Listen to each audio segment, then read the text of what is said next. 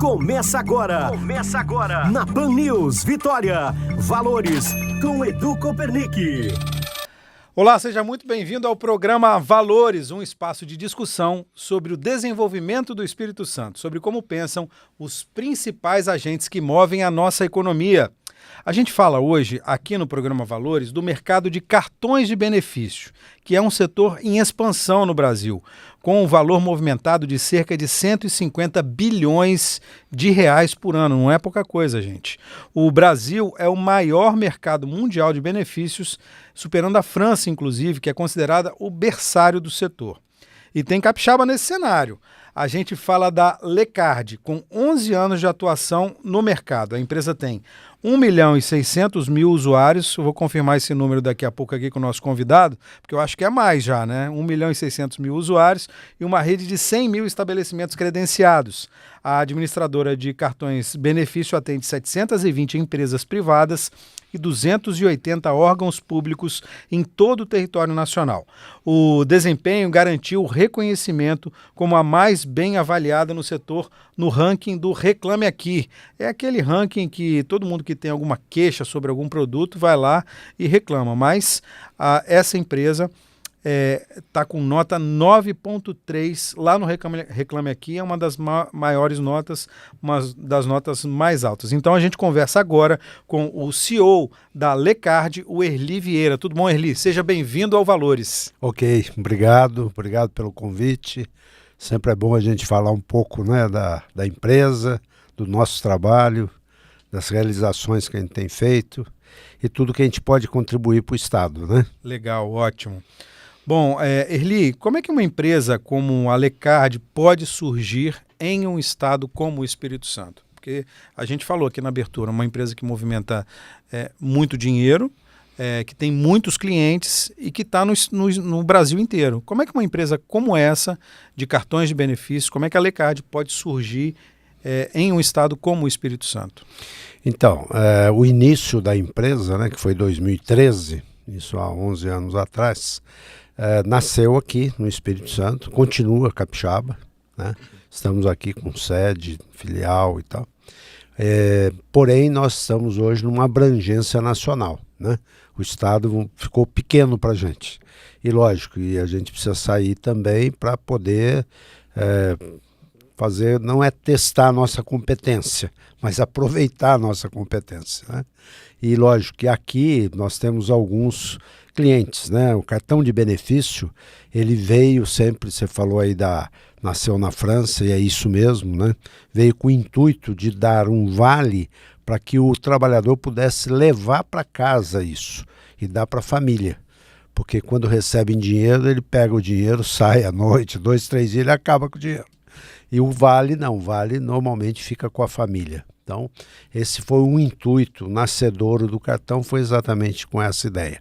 Você acha que tem alguma coisa diferente no Espírito Santo para poder abrigar uma empresa como essa? Porque como é que uma empresa assim surge aqui no Espírito Santo, um estado pequeno no país, e acaba crescendo e ganhando essa dimensão toda? Então, o Estado, ele tem a gente sempre refere-se ao Espírito Santo como 2% de todos os dados, né, numa estatística. A população, 2% do Brasil. PIB, bota 2%. População, 2%. Tudo é em torno dos 2%. Então, se a gente fosse pensar isso, vamos criar em outro Estado.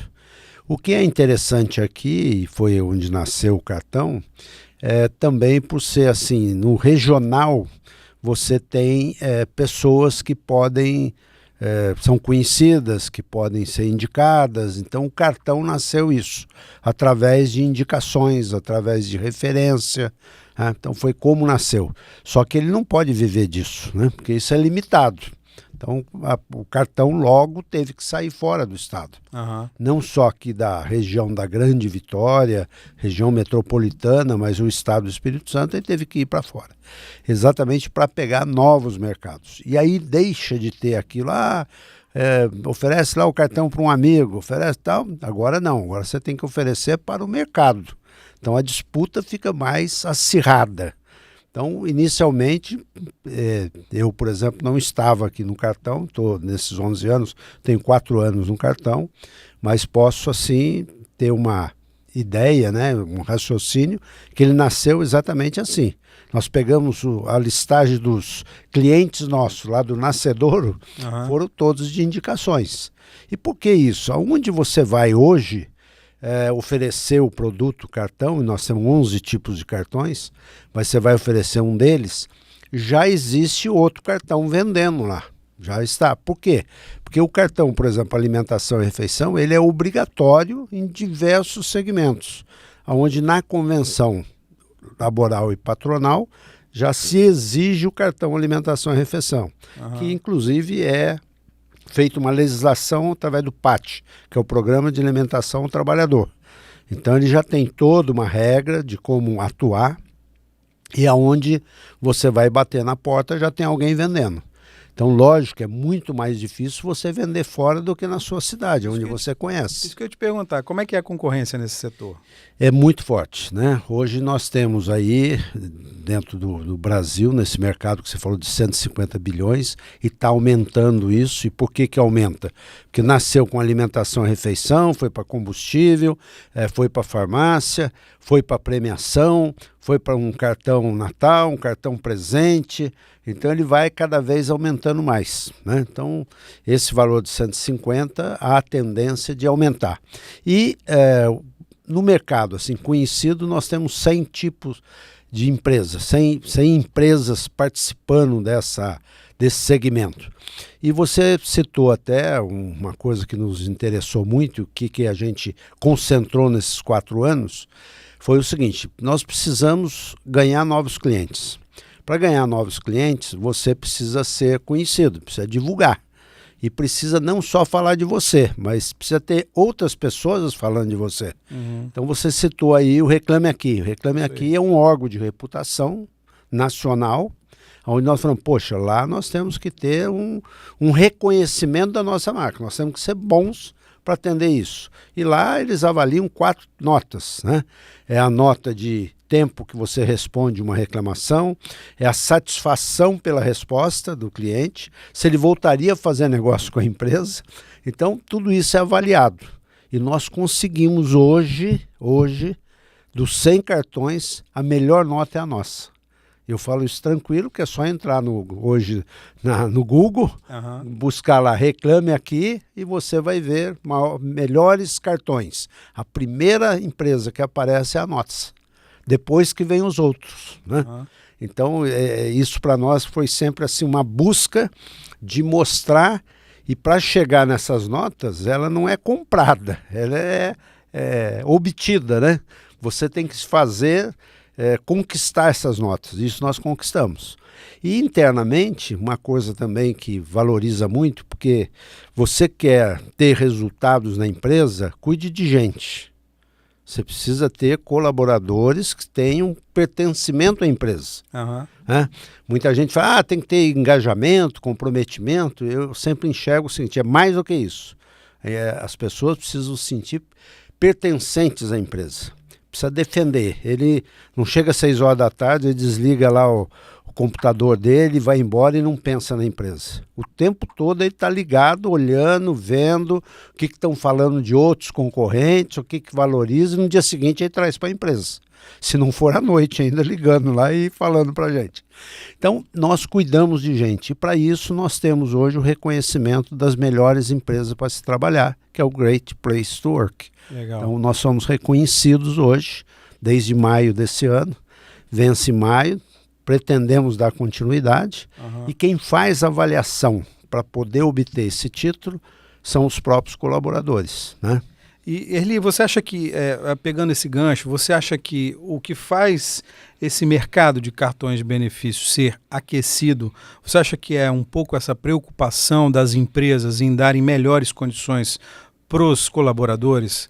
Isso é uma estratégia da Alecard para, de repente, aumentar vendas, conseguir mais clientes? Como é que vocês... A pergunta é sensacional, né? Nos dá assim abre uma estrada para nós falarmos sobre cartões, porque cada vez aumenta mais o número de cartões.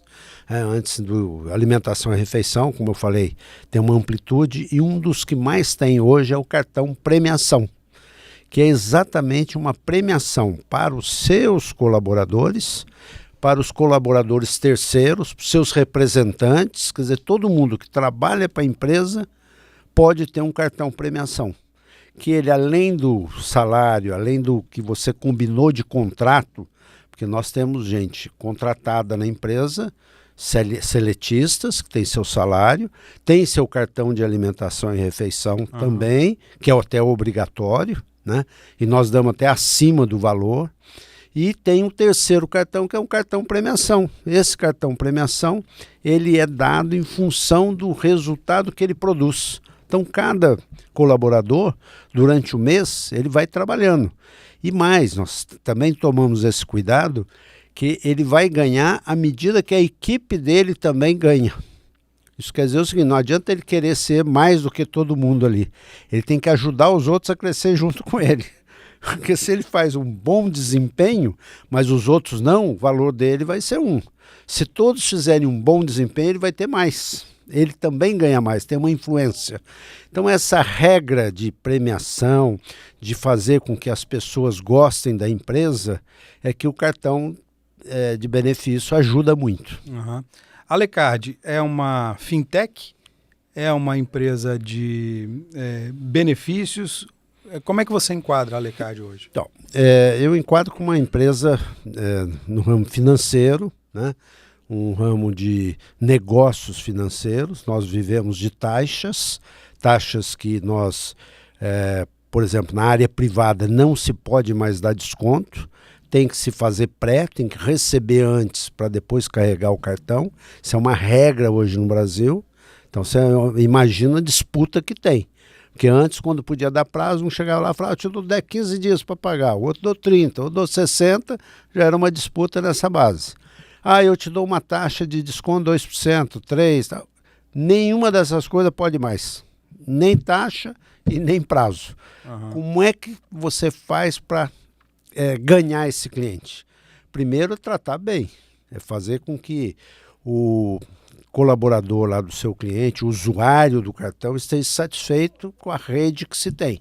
Então você tem que estar com uma boa rede de alimentação, refeição, farmácia, para atendê-lo, uma rede satisfatorial. E fora isso, nós temos que atendê-lo assim, sem dar problemas no cartão, ter gente disponível a hora que ele quer falar com o cartão, né? Então as atitudes que se tomam hoje são atitudes ligadas a uma tecnologia da informação, às inovações. Por exemplo, mês passado, de novembro, nós tivemos 4 milhões de interações de clientes, usuários com a gente. Você fala, mas como que consegue? Por quê? Nós, tecnologicamente, nós colocamos um WhatsApp digital e um telefone digital, onde a pessoa entra através da URA. Ele ligou, pergunta, o que você quer? Então tem lá, diz que 1, 2, 3, fale isso, tal. Dessa URA, dos 4 milhões, nós atendemos 95% só ali no digital.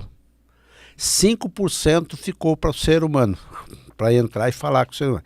E tem gente que gosta de falar com o ser humano, né? Ele pula tudo na URA e vai lá, quer falar com o atendente, né?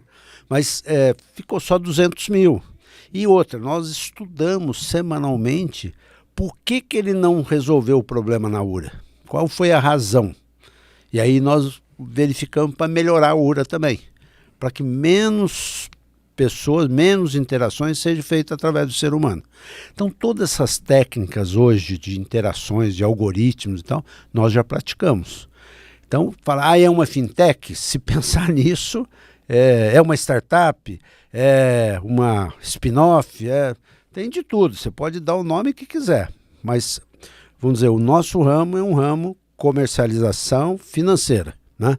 Comercializamos cartões, onde a gente trabalha com finanças. E aí vem toda uma preocupação hoje, né, que a gente precisa ter de como andam as atividades econômico-financeiras do país, né? Para onde vão. Exatamente. Porque, inclusive, as posições que a gente toma hoje vão refletir lá para frente. Se eu sei que uma taxa Selic, um juro, vai permanecer no valor que está hoje, eu posso assumir contratos baseados nisso. Se vai ter uma variação, vai subir Selic, vai ter uma instabilidade, eu já vou ter dificuldade de assumir alguns contratos. Então, porque na área pública é permitido fazer taxas de desconto e pode dar prazo também, né? Então hoje a Lecard ela tem uma grande movimentação financeira baseado no público. De 4 anos para cá, foi praticamente da minha entrada para cá, que nós começamos a entrar na área privada, que é muito mais difícil. Não que ele seja mais exigente, mas é mais instável e de menos fidelidade.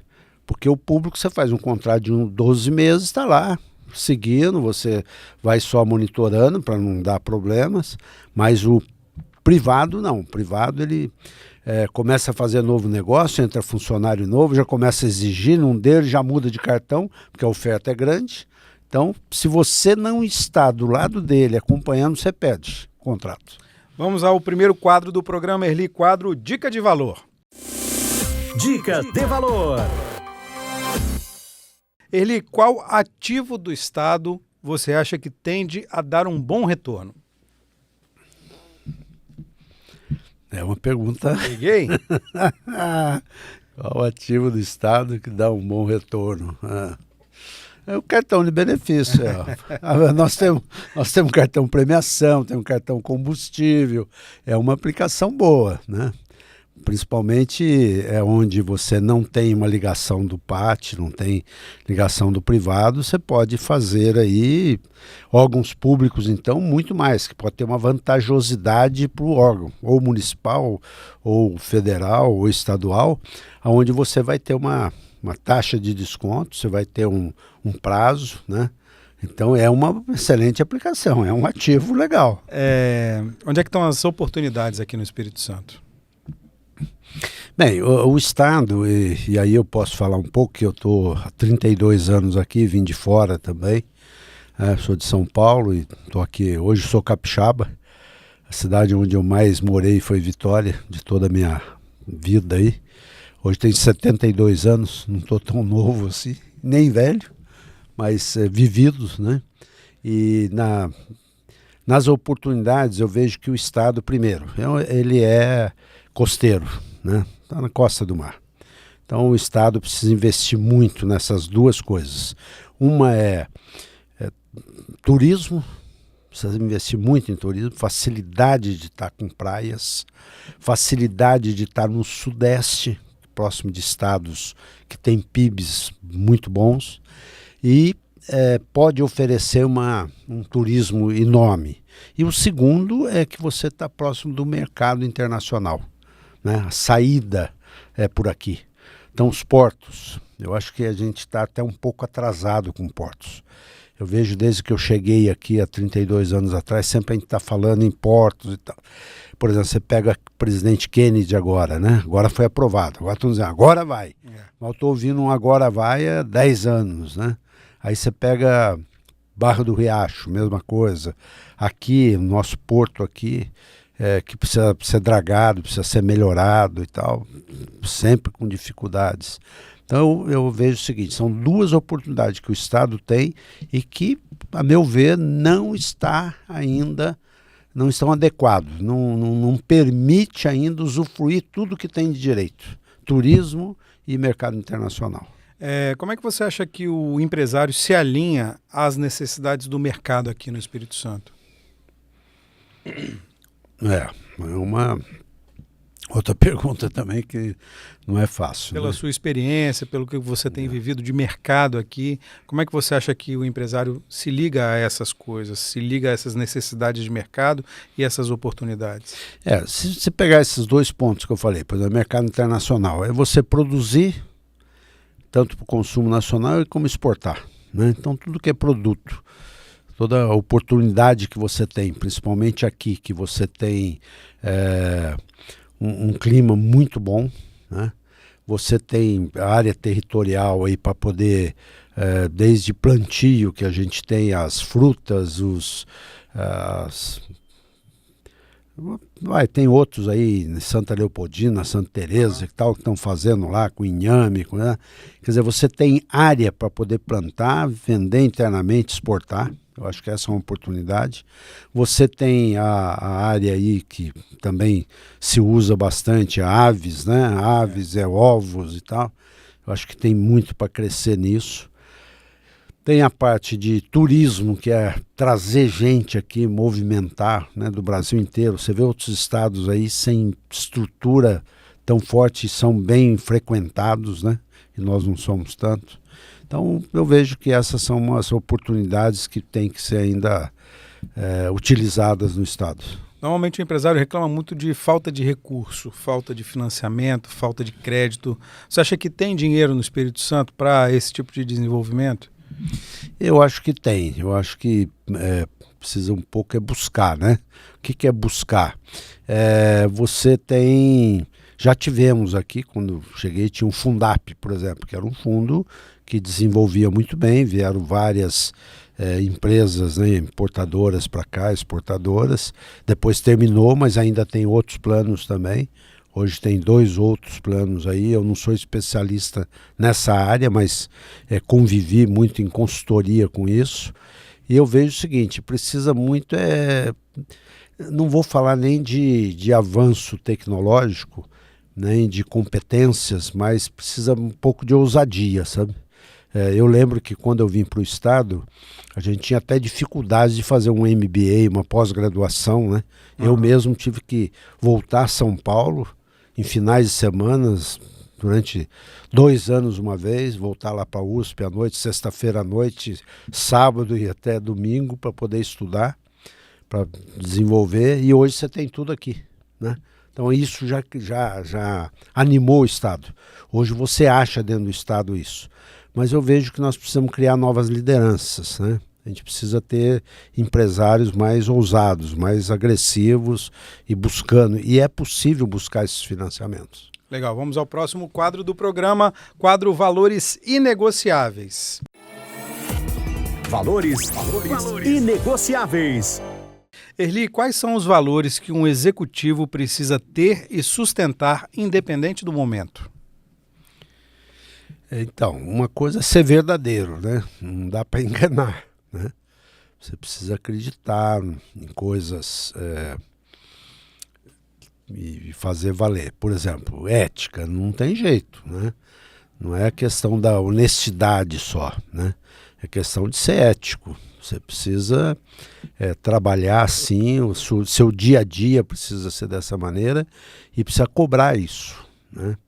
Então, muita gente acha que ser líder, ser um executivo, é ser bonzinho. Não é isso. Você precisa ser justo e você precisa valer esses critérios.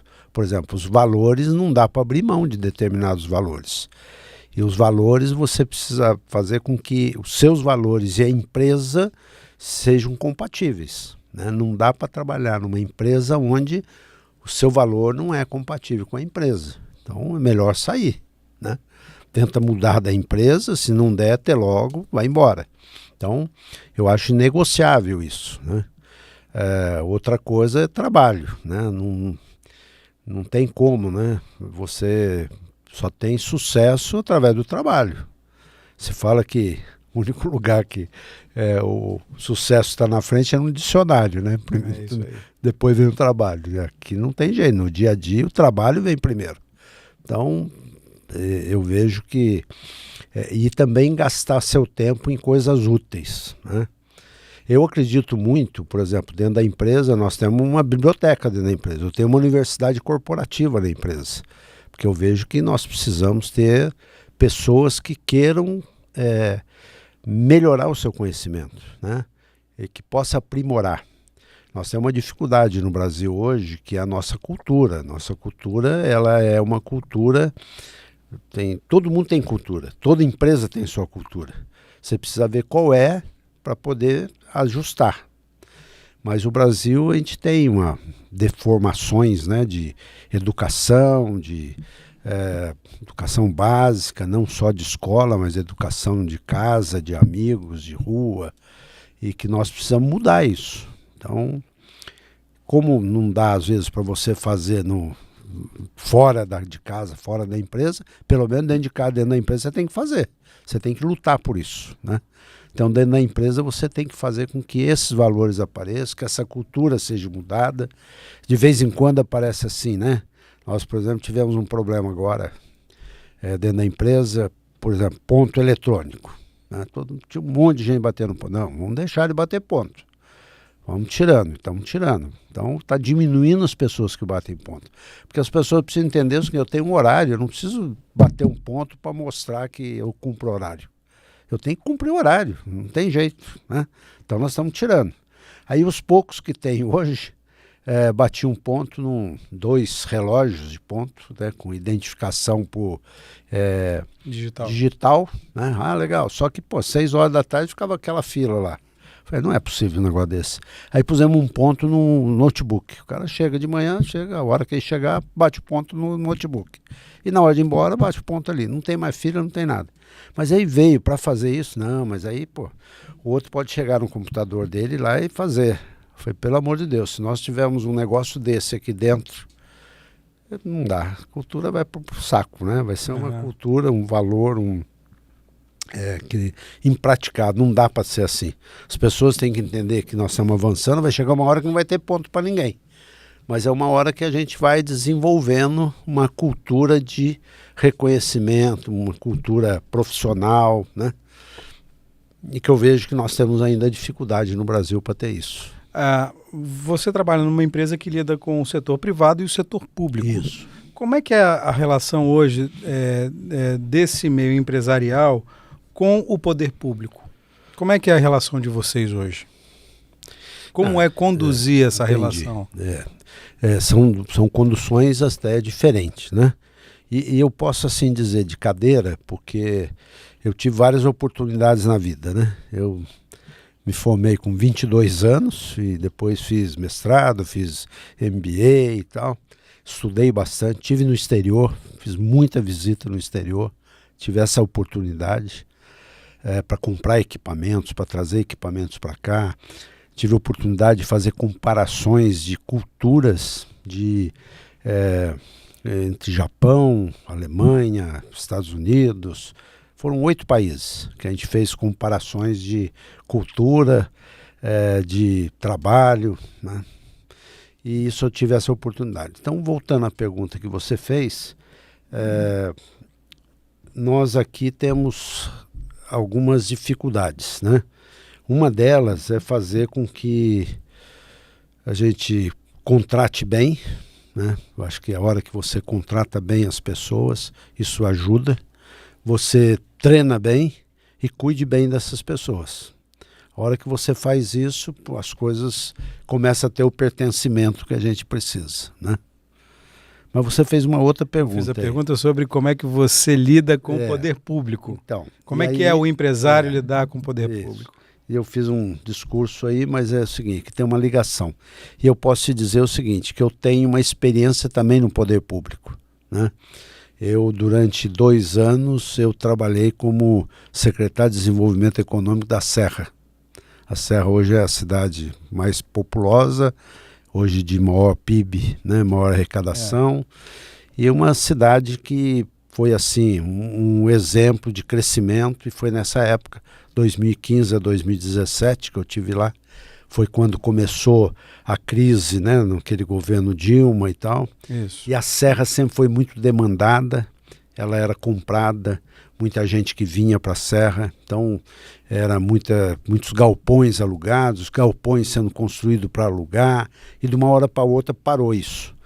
Os que estavam alugados começaram a se desalugar, as empresas fechando, saindo daqui, empresas que não conseguiam mais alugar. Então parou, deu uma estagnada na Serra. Foi nessa hora que procuraram a Associação dos Empresários da Serra, que é uma associação muito influente empresarial. Ela pediu que colocasse um secretário de Desenvolvimento Econômico que conseguisse trazer empresas para a Serra, né, que nunca teve essa necessidade.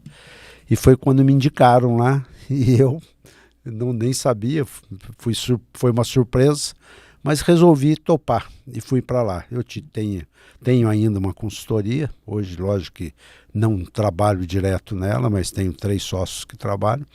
Mas na consultoria eu parei, deixei gente tocando e fui para a Serra. E fiquei 2 anos no poder público, em desenvolvimento econômico. Então eu posso, de cadeira, ver as diferenças que tem. E uma coisa que eu tenho certeza, né, o pessoal trabalha também. né? Mas aí eu falei, setor público não trabalha. Não é isso não, trabalha e muito. O que tem de diferente é que lá você precisa se justificar em tudo. O que está escrito você pode fazer, o que não está escrito não pode fazer, né? É diferente do empresário. O empresário chega, não, tem que fazer isso, vou e faço, né? Se der um problema, eu vou arcar com a consequência. No órgão público não tem disso. Você fala, pô, mas eu tenho que fazer aquilo. Tinha empresa que chegava e falava, não, mas eu preciso montar minha empresa aqui, mas tem um problema ambiental, não, esquece. Pô, mas aqui vai dar muito emprego. Não pode, né? Do lado privado não tem isso, o cara enfrenta, né? Então, eu vejo o seguinte, tanto uma área quanto outra, trabalham, executam, cada um com as suas dificuldades. Agora, a área pública ela precisa ter mais, assim, menos rigidez, as leis precisam ser mais compatíveis, né? Porque é muito hoje restrito. Por exemplo, você pega lá na própria Serra a APA do Mestre Alva, a área de preservação ambiental, na União, pede que tenha 50 metros de distância para não ser ocupada, na Serra puseram 200 metros. Pô, mas por que isso, né? Caramba, aí começa a ter um monte de repercussões negativas de quem tem essa área, onde pode ser construída e tal, e que fica alijado, né? Mas eu vejo o seguinte, você tem que entender cada segmento e trabalhar com eles. Nós precisamos trabalhar com as duas áreas, tanto governamental quanto, né, pública quanto privado. Pela sua experiência, o que você acha que o empresário capixaba precisa ter de qualificação para aproveitar as oportunidades que hoje estão no mercado? É difícil? Você falou de qualificação, você falou de universidade corporativa. O que você vê no mercado, principalmente para essa classe que toma decisões o tempo inteiro? O que você acha que essas pessoas precisam ter de qualificação? Você mesmo falou que você fez mestrado, você fez MBA, procurou uma época que não tinha disponível aqui, agora a gente tem. O que você acha que o empresário precisa? É desse tipo de qualificação? É da experiência? É de colocar a mão na massa? Que tipo de qualificação para aproveitar essas oportunidades todas que o Estado dá? Eu vejo, tem algumas recomendações aí que eu procuro fazer, né? Primeiro é você fazer leitura, tem que ler. Não tem jeito. Qualquer que seja a idade, qualquer que seja o cargo, tem que ter leitura, né? Eu tenho agora até conversado, você pega o Philip Kotler, que é o papa do marketing, saiu com um livro agora que é o Marketing 5.0. Eu li todos os anteriores dele, tem uns 10 livros, né? Marketing 3, 4.0 e fora outros que ele tem. Mas você pega o 5.0 dele hoje, você pode jogar tudo fora lá para trás e ler o dia inteiro esse livro, né? E tem que ler várias vezes. Mas uma coisa fundamental que ele pegou, né? Que fala, caramba, por que não viram antes? Uma análise que ele faz são das gerações. Ele pega lá, ó, geração, Baby Boomers, tal data, né? De 64... de 46 a 64, essa geração. Geração X, tal, Y, Z e agora a geração Alpha. E aí ele fala, gente, você quer fazer alguma coisa, você tem que fazer de acordo com a geração. E a gente vê aqui dentro da Lecard. Na Lecard hoje nós sabemos, dos 110 pessoas, a gente sabe que 2/3 é mulher, 1/3 é homem. Sabendo das idades, sabendo da escolaridade. E todo mundo tem que estudar. Não tem jeito, todo mundo tem que estar matriculado. E nós damos incentivo para estudar. E nós fazemos acordo com as universidades. Pegamos desconto e fora isso nós damos 30% de incentivo para estudar. Todo mundo tem que estar estudando. E nesse livro ele fala isso. E nós sabemos que hoje, por exemplo, da geração que nós mais temos dentro da empresa é a geração Y. Nós temos lá 42 pessoas da geração Y. Aí nós fomos fazer uma festa agora no final de semana, falamos, o que a gente vai fazer? Que música que põe? Põe da geração Y, a gente vai agradar mais gente, pô, entendeu? Aí, a segunda é a X, depois a Z, é por aí. Aí você pega um livro desse, se você não lê um negócio desse, porque é tão assim, não é nem sutil, é tão claro isso, que para você fazer um marketing ou vender um produto seu, esse produto tem que atender quem? Né? É para atender todo mundo? Cuidado, porque atender todas as classes não dá. Então, é mais ou menos isso. Isso é são oportunidades. Aquela história antiga que se fala, né? O cavalo passa riado, você tem que pular em cima, então perde a oportunidade. A oportunidade. Né? Então, a oportunidade hoje eu vejo que é muito leitura. Eu tenho um livro aí que hoje está chamando muita atenção, né? Pense Fácil e Faça Fácil, né? Do Gilberto, como é que chama? Sobrenome dele. Esse livro é um livro que tem que ler, porque o tempo todo ele falando exatamente desse processo, desse ecossistema, dessa evolução, desse mundo digital, né?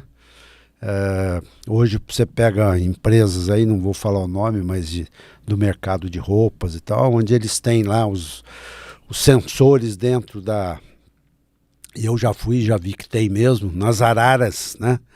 E o sensor mostra qual cabide que não foi pego, qual cabide que mais está pegando, e a turma põe a roupa de acordo com isso e está vendendo muito mais, está vendendo 30% a mais do que vendia antes. Então não tem jeito, se você quer ser mais produtivo, tem que estudar, tem que entrar nessa era digital, inteligência artificial é fundamental, né? Nós lá na LECAD, uma coisa que a gente faz, além de estudar, além de estar o tempo todo, a gente tem as competições, né? E nós temos um programa lá que chama Ideias Tem Valor, né? Ocorre todo mês. Já tem 32 meses que a gente faz isso, sem falhar um mês. Começou em 22. As pessoas têm do dia 1 ao dia 15 das ideias, né? Nós já temos, nesse período de 32 meses, 480 ideias dadas. Dessas 480, eu não sei precisar os números, algumas já foram concluídas, outras não foram nem implantadas, porque viu que não tinha viabilidade, e outras estão em andamento para serem implantadas. Mas 480 em 32 meses. E que já foi dado de prêmio, porque como é que é? No dia 1 a 15 ele põe a ideia, tem uma equipe lá, um grupo que vê se já foi dado ou não a ideia, aprova, né? Opa, pode dar ideia. Aí ele prepara do dia 25 ao dia 30, a diretoria, eu e mais 5 diretores, sentamos, gastamos um tempo útil para ver a apresentação de todas as ideias do mês. O pessoal entra em 15 minutos, tem que fazer a apresentação em PowerPoint e tal, em vídeo, em áudio, tem que pôr lá, porque se ele chegar e quiser só falar, obrigado, traz no mês que vem. Mas ele tem que fazer toda uma abordagem, mostrar, eu consultei isso, custa tanto e tal, dá a ideia. Ele vai embora, esse mês, por exemplo, nós tivemos 14 ideias. Esse mês que acabou de passar, novembro. Das 14 ideias, nós premiamos de 100 a 500 reais. Então aí os diretores, nós falamos, essa ideia vale quanto? E um diretor assume como padrinho da ideia. Se é um assunto de tecnologia, vai para o diretor de TI. Se é um assunto financeiro, vai para o financeiro. Se é de operações, para o diretor. Nós ali já assume e já põe no nosso planner, que a gente usa, né? Que é hoje da Microsoft, um programa de acompanhamento. E lá já vai para Ideias Tem Valor, com o nome do diretor e qual é o planejamento que vai ter da ideia dele, tá certo? E nós já demos 95 mil reais de prêmios dessas ideias aí. Né? Vamos agora ao quadro Busca de Valores. Busca de Valores. Erli, na sua opinião, o que a dinâmica atual do mercado exige de profissionais bem-sucedidos? O que exige, né? Então, que esse não ambiente? É só esse ambiente, né, corporativo, aí, ambiente dentro da empresa, ele não pode ser um ambiente... É ruim usar a palavra competição, né? Porque, lógico, ali dentro você vê as pessoas que se dedicam, que obtêm resultado, que sabem achar oportunidades, achar novidades, né? Estão o tempo todo monitorando o externo. E aí tem vou pôr 2 grupos aí. Um grupo executor, né, operacional, que ali tem que fazer o trabalho, não tem jeito, é operacional. Mas tem um grupo de liderança que ele não precisa se preocupar com o operacional, ele precisa saber dos resultados do operacional. Mas o grande tempo dele tem que ser gasto mudando o status quo. Ele tem que fazer com que sempre esteja melhorando e inovando. Então, essa liderança, ela precisa estar o tempo todo antenado fora da empresa. Eu lembro que na minha época de faculdade, por exemplo, eu para buscar algumas informações eu tinha que ir para a biblioteca. Estou falando de faculdade, mas até muito tempo atrás também, né? Hoje, você pega os sites de busca aí... Na palma da mão, né? Na palma da mão, né? Fora ChatGPT, Gemini, Copilot, e vai por aí afora, cada um com a sua característica, que, você monta... Eu criei uma empresa que nós tínhamos que criar de entrega, de delivery, criei no ChatGPT, né? Quero criar já dei lá as indicações e tal, saiu, escolha de nome, depois de 80 achamos um nome, conclusão, registrei, operamos essa empresa através do ChatGPT, né? Estou dando um exemplo aí. Então, é o seguinte, as pessoas, essa liderança, ela precisa entender que não adianta ela querer ficar operando. E outra, as operações, elas precisam ser metodizadas, padronizadas, porque agora que sai um de lá, não pode fazer falta. Entra outro, alguém já substitui e já sabe como é que tem que fazer, né? Talvez eu aprendi isso muito rápido, porque o japonês, que é muito de método, né? E eu tive uma boa formação com os japoneses.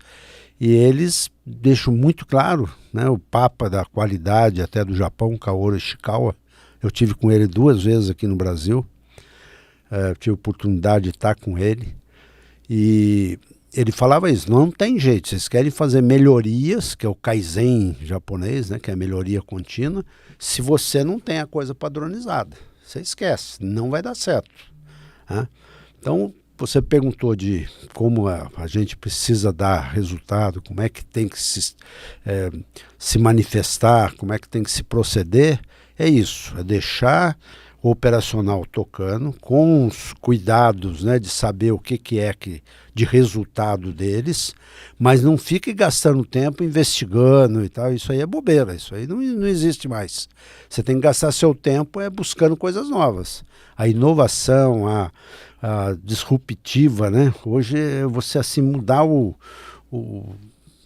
não olhar, sei lá, não adianta você estar olhando para o papel, né? Você tem que olhar para o cenário de fora, o que estão fazendo lá fora, e que às vezes não é o seu, você vai aprender muito com outro segmento.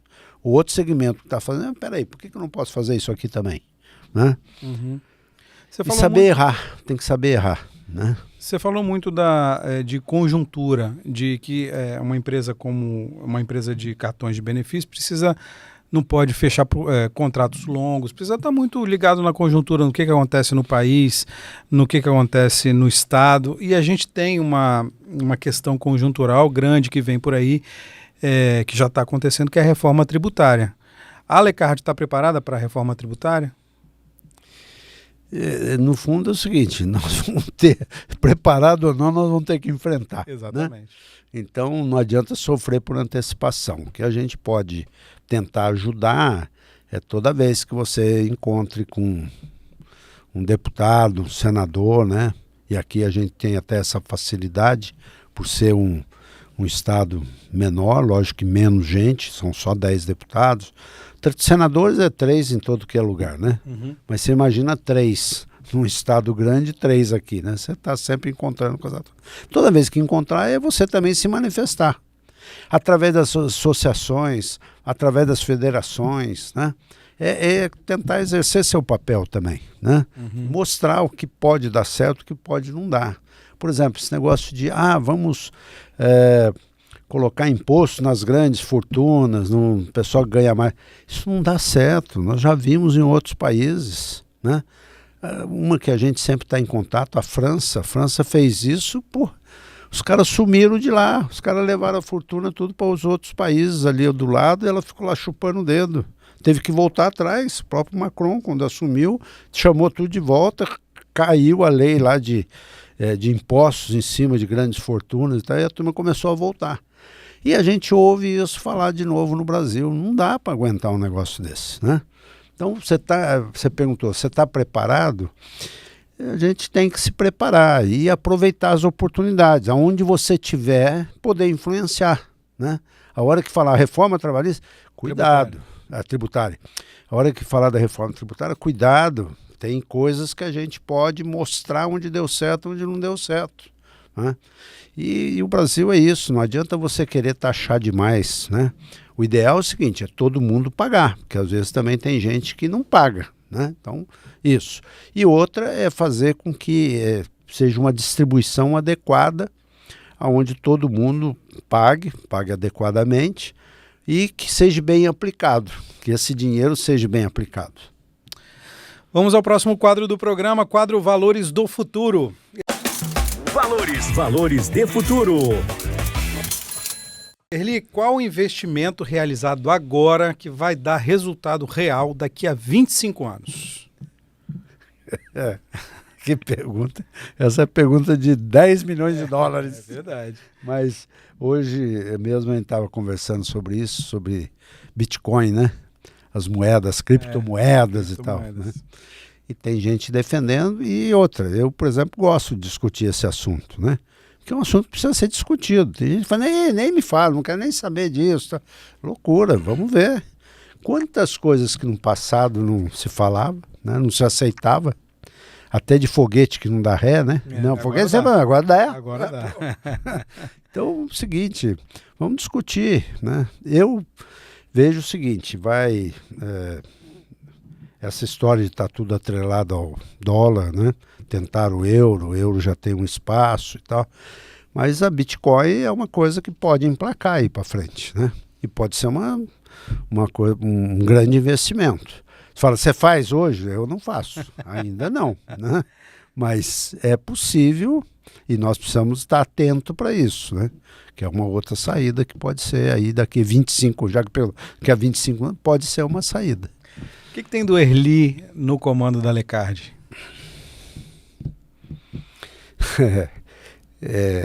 Eu posso dizer o seguinte, eu sou muito católico, né? Católico. Sou religioso e eu acredito nas pessoas, né? Até que me prove o contrário, mas acredito. E eu tento levar isso para o meu dia a dia, né? Acredito nas pessoas, faço com que o respeito com as pessoas seja determinante e eu acho que é um parâmetro que eu tenho, né? Esse. Vejo que você faça primeiro, não espere que o outro faça. Só vou fazer se ele me fizer, né? Faça você, dê exemplo, né? Que aí as coisas acontecem, né? E o que você quer deixar como marca na Lecard? Legado? Eu acho que um pouco é isso, né? Por exemplo, na Lecard nós não temos sala, eu tenho mesa, né?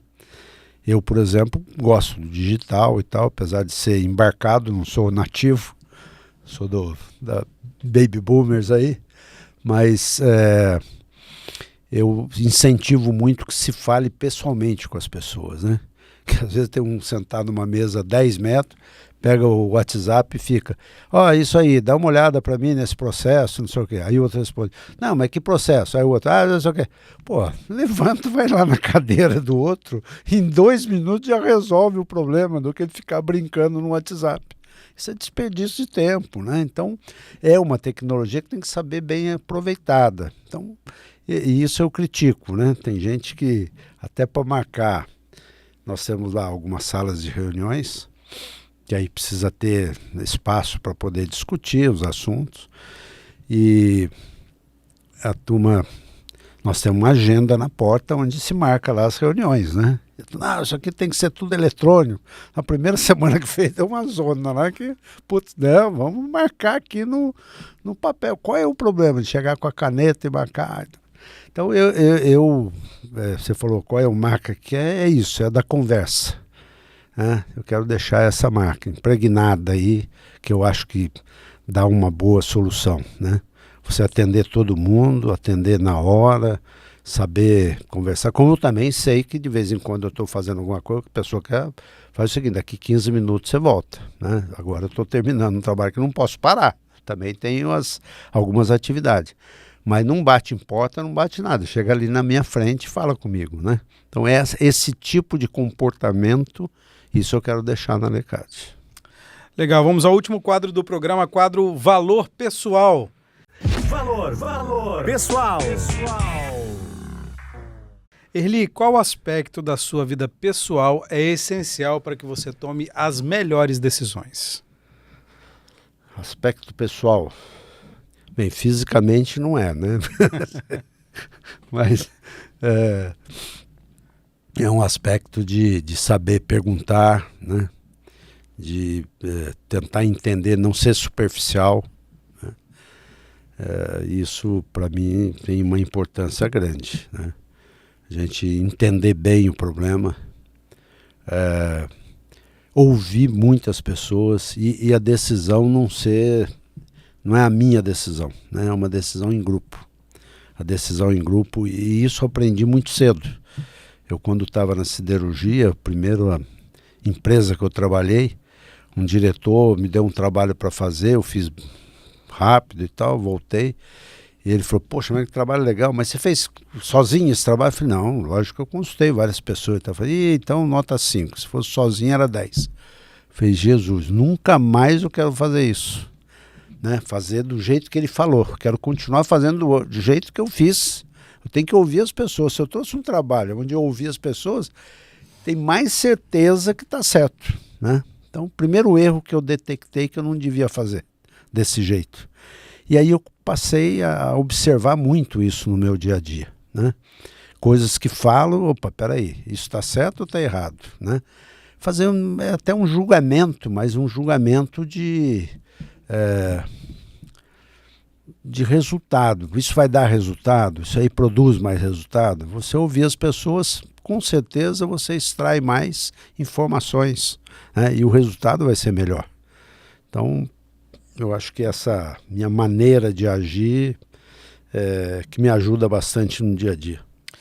Legal, Erli Vieira, CEO da Lecard, cartão de benefícios. Muito obrigado pela sua presença, pela entrevista aqui no programa Valores. Eu agradeço muito, né? E espero, com essa minha fala aí, que a gente possa também, não é influenciar as pessoas, mas colocar uma semente aí em pessoas que estão se dedicando agora, pessoas mais novas, essas gerações mais novas, né? As gerações.com aí, eu vivenciei não só com meus filhos, hoje vivencio com o neto, mas a gente percebe maneiras diferentes de enxergar as coisas. Eu espero que com essa minha fala aí eu possa reproduzir alguma coisa em alguém. Tá bom? Legal, Erli, muito obrigado mais uma vez. Eu que agradeço. Para você que acompanhou a gente até agora, muito obrigado pela sua companhia. Até a próxima. Tchau. Você ouviu Valores com Edu Kopernik.